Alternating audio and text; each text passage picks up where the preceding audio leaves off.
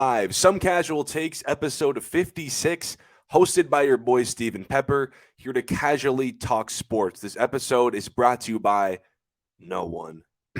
Please, someone fill that gap. I'll honestly do it for free.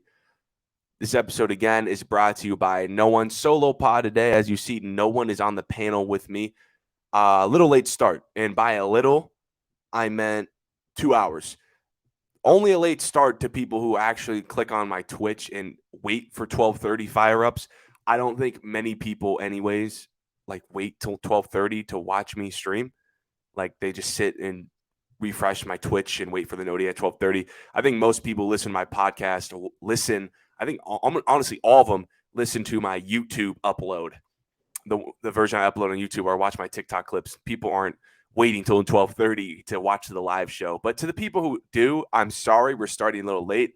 I had something come up and I had to start late. I wasn't prepared to do the show because of it, but now I am. 2 hours is brazy though. And it was supposed to be a group episode too. It wasn't planned to be a solo episode, but since I started so late, I didn't want to drag the other panelists along and waste their time. So we're here with a solo episode. I do like solo episodes anyways. I really do enjoy it. I think they're the more efficient podcast. I think they're better structured. I think we're in and out in like 30 to 40 minutes, not an hour. No one's really rambling.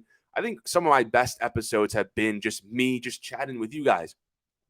Now, if you don't like me and you come on and you only follow the channel because of the panelists I bring on and you don't like me, you think I'm insufferable, this is not the podcast today for you. So probably click off, but actually don't click off because I think I have some fire takes. So today is an NBA themed show, all NBA themed show. We haven't talked like an all NBA show since since July, since the NBA offseason, really since the NFL preseason and all that stuff started kicking into gear. We've been mainly focusing on the NFL on this channel, and because after Summer League, there really isn't much to talk about in the NBA. But now the schedule just dropped yesterday. The entire schedule is finally out. They teased Christmas Day, opening night, and the NBA tournament schedule throughout the week. But now the entire 2023-24 schedule for all 30 teams is out. And I also want to say before I go into the topics today, because as you can see by the title, I'm talking about the Golden State Warriors, my expectations for that team, and it looks pretty negative by the title. I'm also going to talk about the latest on James Harden, and I'm going to give you guys some of my over-unders on the schedules on because the over-unders are out for all the teams now that the schedules are out. I'm going to give you my over-unders, and I'm going to talk about some other fun topics. But first, I want to give you kind of like what the structure of this show is going to be going forward for at least a month, really until like the NBA season kicks in. It's kind of like the structure that I had when I first started out in like January and February, where the Monday shows are going to be more like game recaps, especially during the NBA season, the NFL season, where like all the games are on the weekend. Monday is going to be more game analyzing, headlines from the weekend, what happened in the games, and just thoughts on like games and stuff. And I think Friday, since not a lot goes on during the week, well, obviously Friday I'm going to talk about Thursday night football and maybe some NBA games happen throughout the week and maybe some news happened. I don't know. But since most stuff doesn't happen throughout the week, Friday shows are kind of left with not a lot of topics as Monday shows are. So I think Friday shows, just like how they used to be, are going to be more legacy talks, going to be more fun topics. I'm trying to do some more would you rathers with some panelists. And I think Mondays are going to be more solo, more me just digesting what happened over the weekend. And Fridays are going to be more panelist heavy, more debates, more legacy talks, more like, just narratives and just would you rather, just fun games. And I got an over under today for Friday. And we were supposed to have groups today, but it just didn't happen. So let's get into the news first. I'm going to start with the James Harden latest. As I take my sip of water, James Harden is once again in the headlines, and it's been picking up recently. You guys know I led off last show with James Harden. I talked James Harden. That was the main focus of last show. Well, James Harden he keeps on talking. He was over there in China. He's getting interviewed. He's keep on talking about this situation. So reportedly, the reason behind all this like James Harden drama, because James Harden demanded a trade a while back from the 76ers after he opted into his contract. He says he doesn't want to play for the 76ers. He's saying that he doesn't want to even attend camp. He really wants to be traded, and he no longer likes Daryl Morey and the ownership of the 76ers. He also said that they were lying to him. I said that last show. A lot went on. So apparently, the main backstory to this drama is that James Harden expected a max contract this offseason. That's why he's so tight. So James Harden apparently, I think, took a pay cut last season and was expecting a max this offseason. Now, we don't know. We don't have confirmation whether Daryl Morey, the GM, promised a max to James Harden, but we know James Harden was at least under the impression that he was going to receive a max contract this offseason. And he didn't get a max contract this offseason, so he bought in to his player option to get some cash and demanded to be traded because he no longer likes the management. So here's this quote. Whether Murray, this is from Eric Pincus, I think that's how you pronounce his last name. Whether Morey promised it or not, multiple sources indicated Harden was under the impression he would opt out and re-sign with the 76ers on a max deal this summer. Daryl Morey said no max, and now Harden's like, okay, screw you, I'm gone. But this whole James Harden stuff, man, like, bro, I'm convinced that James Harden sleeps with his MVP trophy on his nightstand because I think he believes he deserves a max because he still thinks he's the same player like 2018. Now, to many of my friends and to many listeners, they probably think I'm a Harden hater, but I will give Harden some credit first. I give him all the credit in the world for those 2 40-point games against Boston. But in like the 9 other playoff games this season, my guy was shooting tour dates, and he was doing the same thing in 2022 as well. Out here shooting 4 for 13s in game 7s. Harden is no longer a max player. I hate to break it to you, bro. Like big dog, Harden. I know you looked at your ID recently going to all those clubs. Your ID should tell you that you're turning 34 in a week. You're not Steph, bro. You can't argue that you're getting better with age. I know you led the league in assists, but you're regressing as a scorer, and you lost a step. You're not even a top 20 player in this league anymore. I mean, you might not even be a top 20 player in this league anymore. Put the burgers down and look in a mirror. You're not a max player. It's just crazy because, like, he's doing all this thinking he's a max player. Why would Philly give James Harden a max? James Harden came to Philly to be that secondary player to Joel Embiid to help Philly go to a championship, and he hasn't proven that he can consistently be elite. Now, again, he had those 2 40-point playoff games to help them against Boston, but games 5, 6, and 7, he was terrible. Again, he was putting up tour dates. He had so many 3 for 14, like 2 for 11. He was putting up tour dates. Very inefficient was James Harden, and he's over here demanding a max contract. Of course, Daryl Morey's not giving him a max contract. And Daryl Morey probably doesn't sense loyalty, too, from James Harden, as James Harden was rumored throughout the entire second half of the season, even going into the playoffs in the offseason, that he can potentially, and it's very likely, according to a lot of top NBA insiders, that he was going to return to Houston. Daryl Morey definitely saw those rumors and sensed no loyalty from James Harden. And now the fact that he's 34, he's regressing as a scorer. He had a disappointing last couple games as the playoffs. He's not the same player athletically. Why would a 34-year-old who is not getting better, clearly showing signs of decline, get like a 4-year max extension? You're going to be paid, what, $60 million when you're 38? What would James Harden look like when he's 38, by the way? I don't think he's going to be that good when he's 38 years old. I know Steph will. I know LeBron will. Well, LeBron already is 38, but when those guys were 34, they show no signs of slowing down. James Harden is. And now we got a lot of NBA. I don't know where like this whole James Harden thing's going to go because like there obviously was no market for James Harden. I think that's why he even opted into his contract, because I think James Harden like genuinely tested free agency this offseason. Like I think he was looking for Houston. He was looking for other markets. And since there was no market for him and Philly wasn't giving him the max, he got his player option so he can get that $36 million to at least get some money and be on a roster. And then now he has a guaranteed contract. He said, all right, trade me. Clippers were the only team in the market. I told you guys a while back in the pod, the Clippers were the only team at least interested in James Harden. There wasn't a real market for James Harden. And the Clippers never gave him the 76ers a serious package. So the 76ers pulled Harden off the market. And now look where James Harden's at. James Harden's not even going to show up to training camp. Like, what does James Harden even do? What does Philly even do with James Harden? Now, James Harden's over there in Adidas, selling bottles in China. He's partying. He's hanging out with the guys in China. Could James Harden even go to China, bro? I think James Harden, could James Harden potentially play in China? Like, I'm kind of curious on where James Harden's NBA career is going to be in the next year. He's 34 years old. He has 1 year on his contract, but let's say he doesn't show up. Is he even going to play this season? I don't know. And he's over there in China. Could we see James Harden play in China?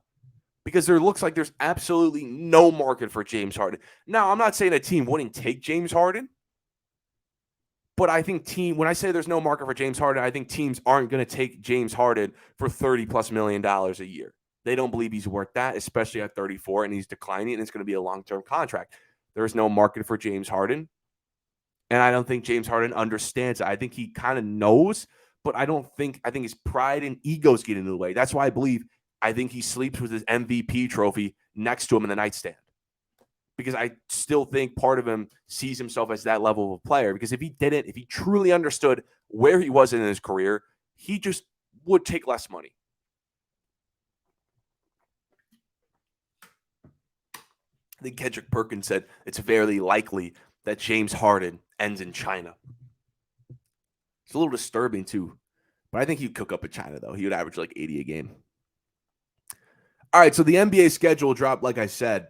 And now throughout the show, I said I'm going to get my over-unders on some teams. I'm not going to deeply analyze all 30 teams' schedule. I'm not talking about the Rockets schedule. This is not like a schedule. This is not this type of podcast. I really do news headlines, not just deep dive analyzing. Do more narratives and headlines and not analyzing. I know I'm a bot, I guess. I'm just mainstream media bot. I'm like Stephen A. Smith. I know. But I do want to talk about some teams' schedules, and that being the Golden State Warriors. Now, the Golden State Warriors, we all know they're coming off a playoff loss against the Los Angeles Lakers last season. They're 2 years removed from their NBA title in 2022. And a lot of teams have the Golden State Warriors as one of the favorites in the West, and even the NBA. I see a lot of top 5 favorites going for the Golden State Warriors. And when the schedule was released, it revealed that the Golden State Warriors have 41 nationally televised games this season. They have half their schedules on national TV. They have the most national televised games this season. And everyone's picking the Golden State Warriors to be one of the best contenders in the league. But my expectations with the Golden State Warriors, I think, are very different than the expectations most of the public has with the Warriors. I'm looking at this Golden State roster, plus their schedule. You know the Warriors are the most back-to-backs in the league? I'm looking at all this, and I'm like, I don't think the Warriors are as good as everyone says they are. Don't be so quick to put the Warriors in your top 5 contenders list. Let me ask you something. How much better did they really get from last season? Last season, they barely beat a young, inexperienced, no defense having Sacramento Kings in 7 games, and then they got handled by the Lakers in the next round. That team last year was flawed, bro. They weren't a contender. And I don't think they got much better. I still see a team that is very Steph Curry reliant. And the guy that was responsible and the guy that was supposed to in the future take some responsibility off Steph Curry, Jordan Poole, they shipped to Washington for a senior citizen. Chris Paul is old and he's a shell of himself. Now he's on a roster whose core is all in their mid-30s. Clay's 33. Dre's 33. They're regressing. Steph Curry, who isn't regressing, but he is 35. They're one of the oldest teams in the league.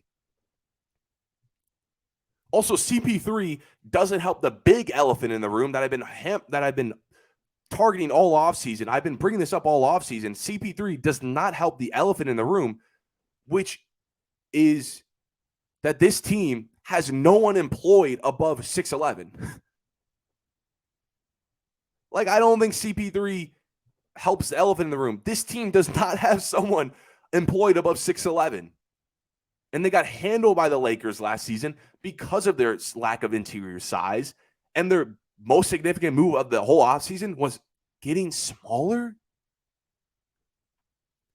This is still a very good team, but their biggest issues were not addressed at all in the offseason. I don't think Chris Paul is this needle mover that makes this team significantly better, where I feel like this is one of the top contenders in the league. I still see them being in the same position as last year, maybe winning a playoff series, but not pushing far. Like when I think about the Golden State Warriors, right? Everyone has them as a top 5 contender. I just don't see it. I see this team relatively being in the same position they were last season. Last season, they barely got out of the first round. Barely got out of the first round. And it took a Steph Curry 50-point game 7 to get out of the first round. And that was through a team that literally played zero defense, had no experience. That was the first time that franchise has been in the playoffs in over a decade. The Warriors, with their entire dynasty experience, barely got out of that first round in 7 games. And then they got handled in 6 by the Lakers, and due to many reasons. I saw a lot of flaws in that Lakers series, as they were very Steph Curry reliant. It seems like Steph Curry was the only person putting up points, putting up shots, hitting baskets, commanding gravity. And what I see from their offseason, Chris Paul is going to take a lot of the load off Steph Curry offensively. I don't think so much. Maybe in the playmaking department, but Steph Curry isn't the primary playmaker of this team. It's Draymond Green. Anthony Davis destroyed them inside. Destroyed them inside. And that's because the Warriors don't have anyone on the roster like 7 foot tall. They don't have a true center. And offensively, their centers are absolutely cooked. Draymond Green's cooked offensively. And he's also 6'9". Kevon Looney, who's actually a pretty good rebounder in the interior, he's cooked offensively. He's not playable. So that just takes out all their rebounding. They have no size, no center who can get a couple buckets and also rebound and play defense. Their offseason move, Chris Paul, who's barely 6 foot legally, doesn't help that team at all. And they're also older. This core, most back-to-backs, by the way, in the league with 15. 41 national television games. Old team. 82-game season. In-season tournament. Old team. Adds Chris Paul, who's like a year away from just going to a retirement home. He's that old. He's a shell of himself. I don't think he's going to be even worse this year as far as regression, because it's just another year. He's like 39 years old. What are they going to get out of Chris Paul that makes him extremely better? I think their other offseason move was like Corey Joseph. I don't think this team is that significantly good as last year. With their lack of interior presence, you're not going to beat the Denver Nuggets with Nikola Jokic. You're not going to beat the Los Angeles Lakers with LeBron, with Anthony Davis, with all these with long guys. You're not going to beat these teams with great big men. With interior presence. You can beat these small ball teams with no experience, like the Sacramento Kings, but you can even barely do that because they're fast. The Western Conference is only getting younger. It's only getting faster. The Golden State Warriors are getting older, smaller. I don't have the expectations as other people do. I don't think this is a championship contending team. I think this is still like an A-tier team. I think this is still an A-tier team. I think if they get the right bracket, they can make a conference final. I do. If they get like the right bracket. But I think if they get a bad bracket, this team could honestly go out in the first round. Because I don't think they got significantly better from last season. I'm sorry. I know I'm not a huge Jordan Poole fan, but I still don't like the move getting off Jordan Poole. I really thought he was one of their better shot creators on the team, a guy who can kind of mimic Steph Curry in a way. And they gave him away for Chris Paul, who's not doing that offensively. He's more of a pass-first playmaker, not a dynamic scorer. Klay Thompson's getting older. He lost a step defensively. He's not really the same scorer. Shooting splits are down. Draymond Green clearly isn't the same offensively. It's going to be very Steph Curry reliant for this team. And I don't think I'm taking the Suns over them. I'm taking the Nuggets over them. I'm taking the Lakers over them. The Clippers, the Clippers, they're just a wild card. But if I'll take the healthy Clippers. Sacramento Kings get another season. They lost with no experience in 7 games to this team. I could take the Kings over them. Who knows what the Grizzlies are going to look like with Marcus Smart and a healthy front court and John Morant coming back. Who knows what this team could look like? I'm taking a lot of Western. I'm taking like 4 or 5 Western Conference teams before I take the Warriors. And that's just in the Western Conference. I'm not even talking about the East with Boston, Milwaukee, big interior teams. Golden State Warriors are not going to fare against those teams. But I want to stick with the Warriors. I would love an ad break right now in between each topic so I can take a sip of water. ASMR.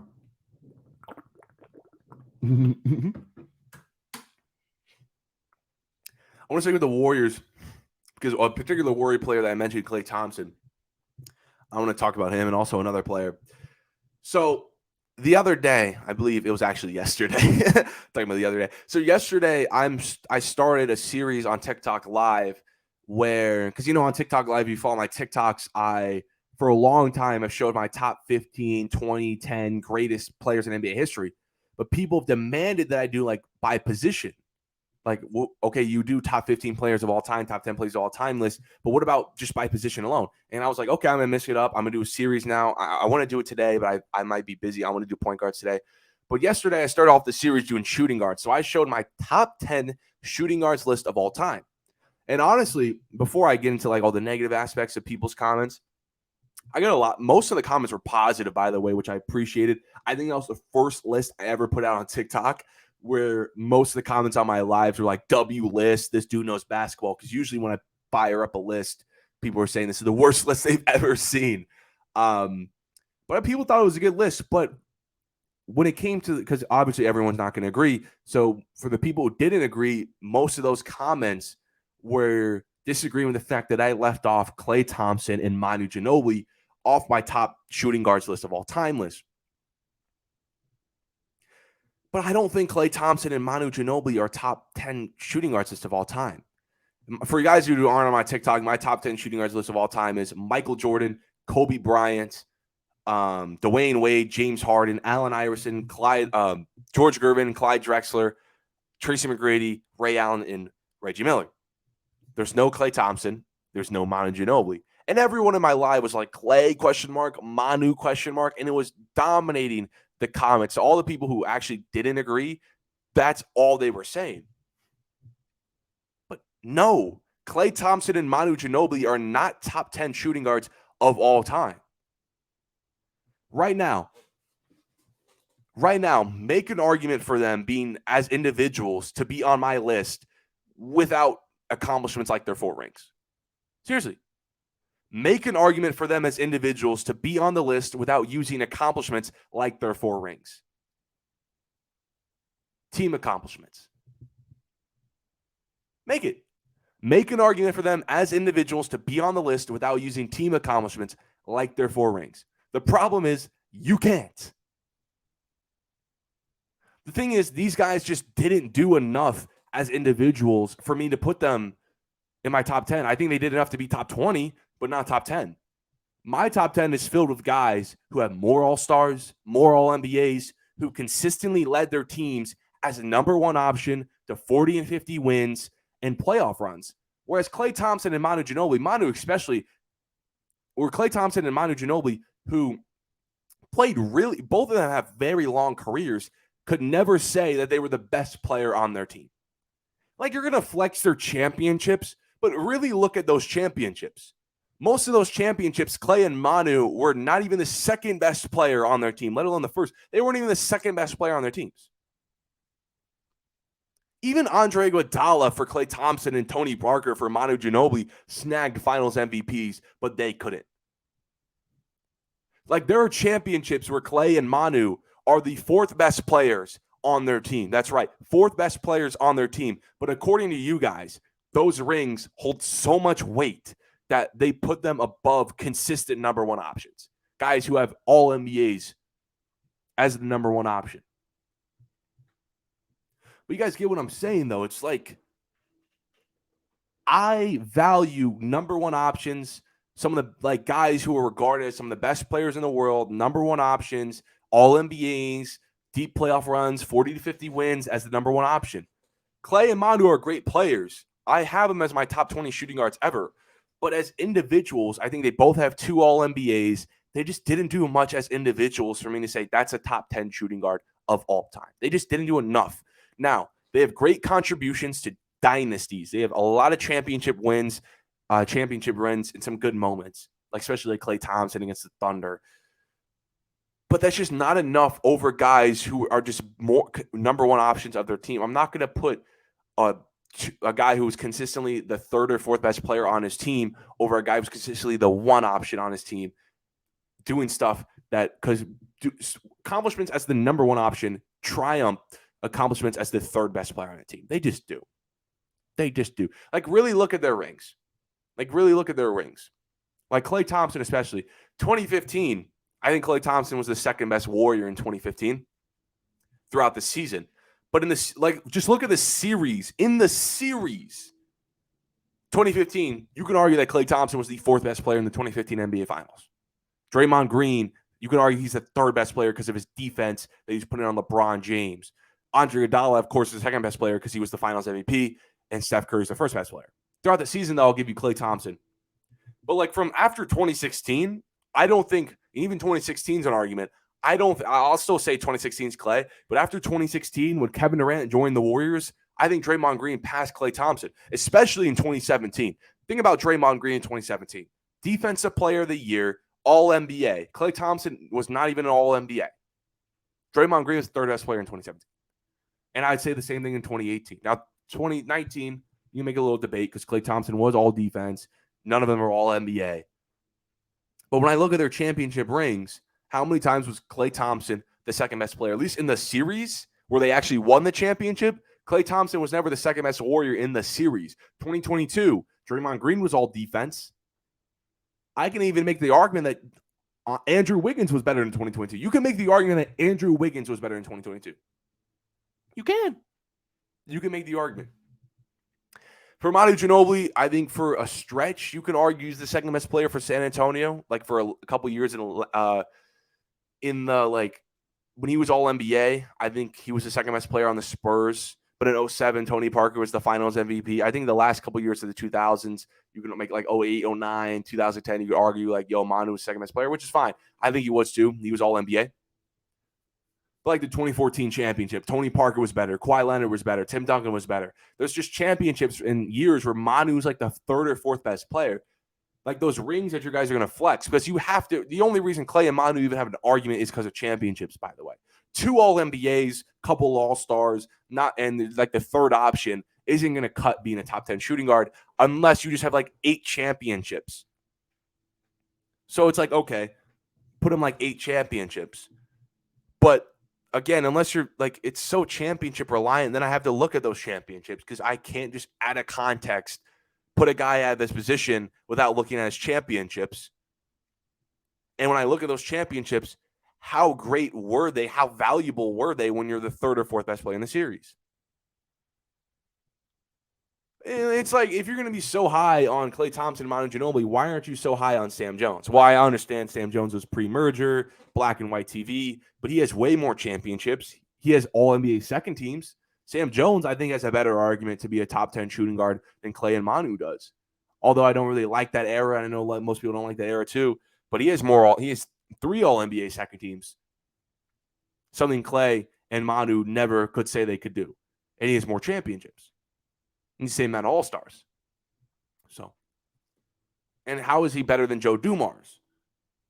I think Devin Booker is higher all time than Klay Thompson and Manu Ginobili because Devin Booker accomplished more as an individual.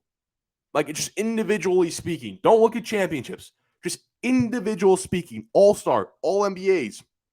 What they were able to do as a number one option, just as individuals. Don't talk rings because rings are a team accomplishment. As individuals, how great are Klay and Manu? I mean, they're good enough. They're top 20, but not top 10. Okay. Let's talk some more schedule now. Let's go back on track to what we were talking about. Schedule dropped, of course. Now, I want to do my over and unders on some of these best teams in the league. I want to do my over-unders on some of the best teams in the league. With the schedule drops, the over-under drop. I'm not a betting man. Not really a betting man. But this is not really betting. I'm not putting money on this. It's kind of just predictions and where I think I'm going to stand. Now, closer to the NBA season, I'm going to dive in with some panelists and talk about where we think teams are going to rank record-wise, predicting who's going to be the 1 seed, predicting who's going to be the dark horse team, predicting who's going to be more likely to miss the playoffs when they made it last year or make the playoffs when they missed it last year, who's our sleeper. I'm going to do that more towards October when the NBA season starts kicking into gear or preseason in September. But as of right now, I want to just do this over-under thing, and the lines have dropped. So here are my over-unders on some of the best teams in the NBA record-wise. Let's start with the Celtics at 54. Let's start with the Celtics 54.5. I'm going to take the slight under here. I think the loss of Marcus Smart, their heart and soul of the team, is going to play a bit of a factor. And Kristaps' injuries are just a question mark. So I'm going to take the slight under. Slight under also is like 52, 53 wins, which is still really good. But 54.5 looks a little too high for me. The Dallas Mavericks at 44.5. I'm taking the over here. I like the Mavericks coming in next season. I don't think they're a championship team, but I really like them to go over their win total. Expect an MVP level season from Luka Doncic. Now he's a full season with Kyrie Irving. And I really like what they did offseason wise to improve that depth of their roster. Then the Nuggets, the defending champion Nuggets, are total at 53.5. But I'm going to take the slight under here. They won 53 games last year, and they're projected to win a half a game more. But I don't think they're as good as they were last year. I think they losing Bruce Brown, some key rotational pieces that helped them win their championship. It's going to slightly regress that team. I don't think they win as many games. They're still like a 50-win team, but I don't think they're slightly as good as they were last year. The Golden State Warriors, the Dubs, 48.5. I see a lot of people liking the over on this one. Some people think the Warriors are a 50-win team. You know me. I'm taking the slight under on the Warriors. This is the one of the oldest teams in the league, has the most back-to-backs in the league, in a conference that's only getting younger and faster. I think I'm going to pick the Warriors here to go under. They're regressing. They added Chris Paul, old, Klay Thompson regressing, Draymond Green regressing. I think they go slightly under here. Still a good team, but just slightly under. Most back-to-backs hurt. Clippers 46.5. Oh my Lord. Do not touch this. I repeat. This is not gambling advice. This is not any advice. This is not gambling advice, by the way. But if you were to do a Clippers prediction, anything Clippers related when it comes to predictions or betting, do not touch the Clippers. I would avoid this team at all costs, and you know why. Like, I can't tell you how many games Paul George, Kawhi Leonard, and this team is going to play. I can't tell you that. Now, the Lakers, I like this one right here. This is my favorite one. The Lakers, 47.5. I'm going to take this slight over. This team won 43 games last season when AD and LeBron missed like a third of the year. I like their offseason, adding to a Western Conference Finals team. Now, I don't think this is like a 60-win team, of course. I think they win like 49, maybe 50 games. But I think they take the slight over here. The Heat at 48.5. Listen, the Heat are not a great regular season team outside of 2022 when they were the 1 seed. I don't think this is a great regular season team. Now they lost guys like Vincent and Strus. They're a good team that can always get their way to a conference final, but they overachieve in the postseason, not so much in the regular season. Now, if Dame was on this roster, it'd be a different story, but I'm taking the under with the Heat here. The Milwaukee Bucks, arguably the best team in the East, 53.5 wins. I'll take the slight over. This one is so tough because I think this team can either win 52 games or 55. I'm just going to take the slight over. I know they're an older team, and I know Giannis could miss some games, Middleton could miss some games, but this team still wins ball games without some of their best players regardless. This team does concern me, but I'll just take the slight over. Phil 49.5. Just spam the under. Spam and do I have to explain? Harden's just spam the under. Spam the under. Suns 52.5.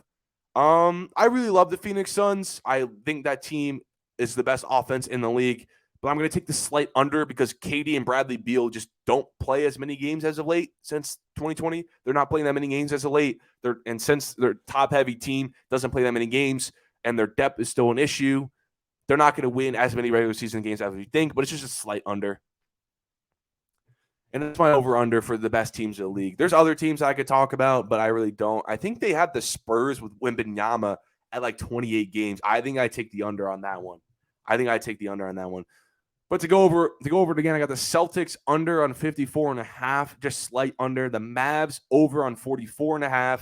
The Nuggets slight under on 53.5. The Warriors slight under at 48.5. The Clippers literally don't touch anything with the Clippers name on it. The Lakers, the slight over with 47.5. The Heat with the under on 48.5. The Bucks with the slightest over on 43.5. The 76ers, heavy under on 49. Actually, not heavy under. They still have Joel Embiid and Tobias Harris. With a decent under on 49.5. And the Suns, slight under on 42.5. It was showing the best teams in the league. I think the lines honestly are not that bad because it was really tough because I don't think unlike some other team, other than like the Mavs, where I think could actually win more games than projected, I think most teams' lines are actually like a game, give or take a game more than I think they will be next year. I think it's really tough. That's why I said slight for most of the teams. Like the Celtics, I really think the Celtics can either be like a 52-win team or a 56-win team. I think they could. But I'm going to just take the slight under at 53 and 50 there. But being projected at 54 and a half is a lot of games. I think they won like 56 games last year or something like that. 54 and a half is a high over. It's a high total. So I would just take the under just because 53 is still a really good record. I mean, they can even be a 54-win team, which is still really hard to do, and it'll still hit the under. And like I said about the Mavs, the Nuggets, I just think the Nuggets losing Bruce Brown, some Jeff Green, some significant role players on their bench that helped them win the title. They won 50 games last year, and apparently their line is a half a game above. That's a pretty easy under to me. The Warriors, I'm just going to take the slightest under. I still think they win like 46, 47 games when they're projected at 40 and a half. This is just an old team with back-to-backs, with the most back-to-backs in the league. Old team in a fast Western Conference. The Clippers, like I said, don't touch the Clippers. And that's about it on the over-unders. I think I did a pretty good job on those. Let me know if you guys agree, disagree with the over-unders. Again, that was not gambling advice, by the way. Don't save this. Don't clip this. Take this to FanDuel and try to put this in. No, this is not gambling advice. This was just no money thrown, just simple predictions so where I can look back and see if I hit on this. Not gambling advice.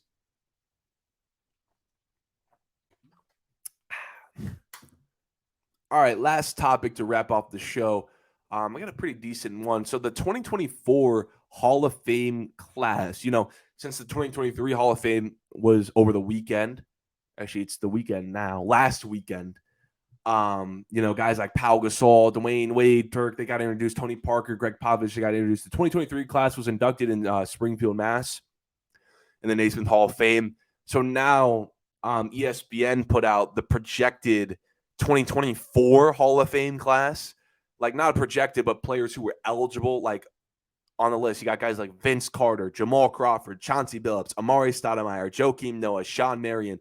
These are guys who are eligible for the 2024 Hall of Fame. But I'm scanning this. I saw this last night on Twitter when ESPN put it out. I looked at it. I'm like, that's a Hall of Fame class? Usually when, because obviously when the new Hall of Fame ballot could be looked at, you see like 3 Hall of Fame locks. You're like, oh, this is Peyton Manning's year. Oh, this is Dwayne Wade's year he's getting in. Finally, like you usually see some like locks every year on Hall of Fame. This might be the first time I've ever seen a Hall of Fame list, a Hall of Fame, like potential guys eligible, where there's just like no locks. Like, yikes, bro. Like, no offense to these players. They had great careers, obviously. But the potential 2024 Hall of Fame class looks more like the Hall of Very Good class. None of these guys are locks for the Hall. In my opinion, the Hall should be reserved for guys who are in a group of some of the best players in their era, but not just the very good player. So let's look at this list. Let's eliminate these first 3 guys off the bat who just shouldn't be in the Hall. Yes, Jamal Crawford has 3 Sixth Man of the Year awards, but no All-NBAs, not even an All-Star nod is an automatic no for me. Even Manu Ginobili has All-NBAs. Now, Joakim Noah had that one elite season in 2014 where he was actually one of the best players in the world. He was first-team All-NBA and was a Defensive Player of the Year. But one insanity season is nowhere enough to be a Hall of Famer. Next is Sean, and last is Sean Marion. Bro, Sean Marion was never a top 15 player in the league. No. Okay, now this is where it gets interesting. Sorry, my nose is a little stuffed up. I've been sick recently. I've been sick for the last week. Sorry. Okay, so now this is where they get interesting. But if voters see Ben Wallace's career as fringe Hall of Fame, there is no way Chauncey Billups' resume is good enough. Now, some people are not going to like this take I have, but I think Vince Carter is the closest thing to Hall of Famer that isn't a Hall of Famer. I know I wouldn't be mad if he gets in, but my thing is, I've always said this about the Hall of Fame. If you have no contributions to all-time great teams, you must have you have to have like an insane individual career. And unfortunately to me, Vince Carter does not have an insane enough individual career. He's just a Hall of Very Good player. And I think everyone's going to say Vince Carter, but I think the player with the best chance of getting the Hall of Fame, the most impressive resume to me, is actually Amari Stoudemire. I think he has the best case. He has the best case. I'd vote him in with not much doubt. Like Amari Stoudemire, despite playing in a stacked big man era, guys like Kevin Garnett, Pau Gasol, Dirk Nowitzki, Tim Duncan, Amari Stoudemire was still one of the best players at his position. At Stoudemire's peak, he wasn't just some fringe third-team All-NBA guy like the other guys on this list. He was extremely elite for a decent length of time. 4 All-NBA second teams and a first-team nod is really, really good. 5 All-NBAs and and those All-NBAs are quality All-NBAs. Like Amari Stoudemire's resume Amari Stoudemire's individual resume is better than Pau Gasol's, and Pau Gasol just got in on the weekend. But when I look at this Hall of Fame class, and I still don't think Amari Stoudemire is like a Hall of Fame lock, but I think he has the best case here. But again, if I look at these players, Jamal Crawford, one of the greatest 6-men of all time, one of the greatest 6-men ever. I mean, 3 6-men of the year. That's a record. That's insane. But I'm not putting somebody in my Hall of Fame who has no All NBAs, not even an All-Star big dog. Manu Ginobili, he's a Hall of Famer in my opinion. Like I said on the Vince Carter thing, he has contributions to a championship winning team, but at least he has All NBAs. At least he has All NBAs. Manu is All NBAs, and he was a 6-man. Jamal Crawford is no All-Stars. That's a no. To be a Hall of Famer, like I said, you have to be in conversations for one of the best players in the league, or at least at your position.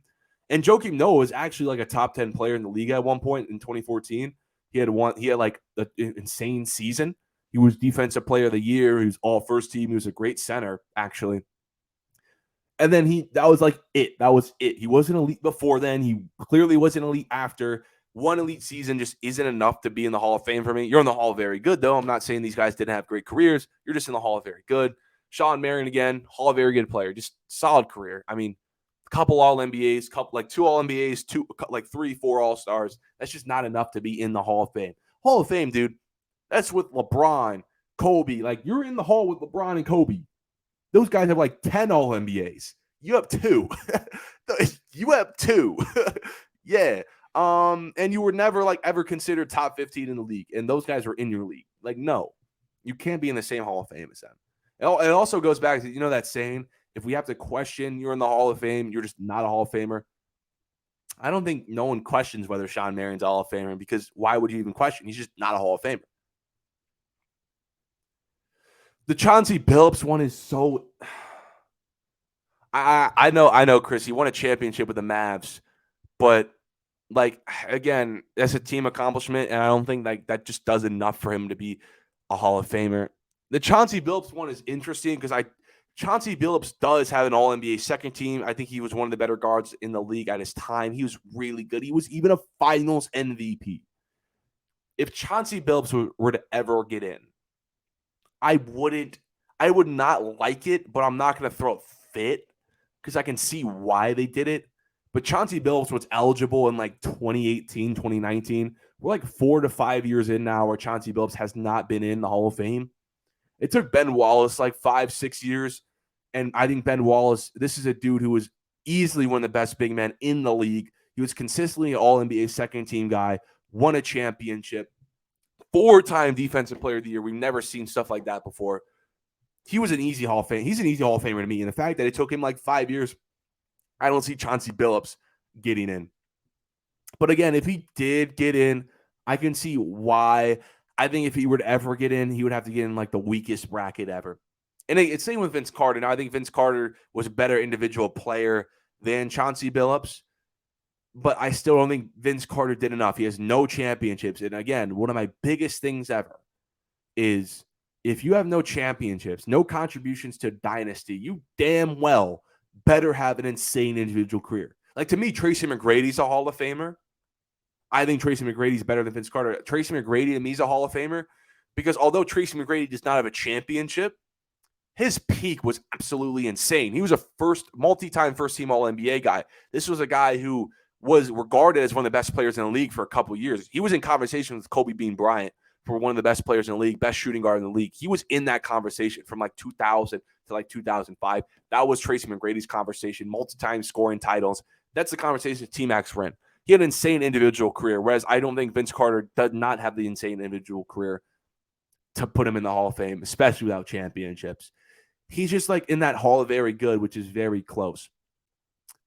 And then Amari Stoudemire, like I said, I think he has the best case. I don't think he's a lock, but Amari Stoudemire, I know Pau Gasol got in a lot due to, maybe because of the overseas stuff, but also because of those 2 championships with the Lakers. But when you compare Pau Gasol and Amari Stoudemire's career side by side without the team accomplishments, just do individual career, like points per game, all NBAs, Amari Stoudemire's individual career is better than Pau Gasol. It's better than Pau Gasol. It is. I think I'm not old enough to remember. I was a little young, but when you were to go back to like 05, 06, 07, 08, 09, 10, 11, go back in those years, Pau Gasol and Amari Stoudemire were like at the same level. The only difference is Pau Gasol played for the Lakers. Like Amari Stoudemire has all NBA second teams. He has first team. Pau Gasol doesn't.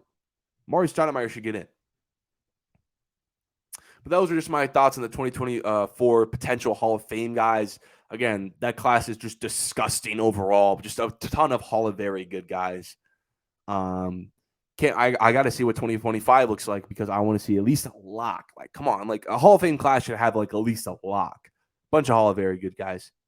But we're at the end of the show. I have no more topics to say, and we're at the end of the show. Thank you guys for tuning in to Some Casual Takes episode 56. I love the solo pods where I can just come on and talk for 40 minutes. We actually had a longer show than I expected. 46 minutes of me talking. There's no way you guys who are listening to this podcast took 47 minutes of your day to listen to me straight. That's crazy, bro. That's crazy. But if you did, make sure you just subscribe. Make sure you follow the Twitch if you're watching live. Make sure you subscribe to the YouTube if you're watching on the YouTube post. Make sure you follow my social medias on Instagram and TikTok. Some Casual Takes is the name where I post highlights if you missed the entire episode or want to go back and rewatch some favorite moments. My next show is Monday at 12:30. It's my last show in my house before I move into college and get back to school. I'll give you guys more updates on that show, how I'm going to handle school, and on the Friday show next week as well, how I'm going to handle this podcast when I go back to school. But until then, tune in for a Monday at 12:30. It's going to be more NFL related, though. So all my NBA fans, we're going to talk more NFL preseason on that show. But until Monday at 12:30, I will see you guys then. Peace.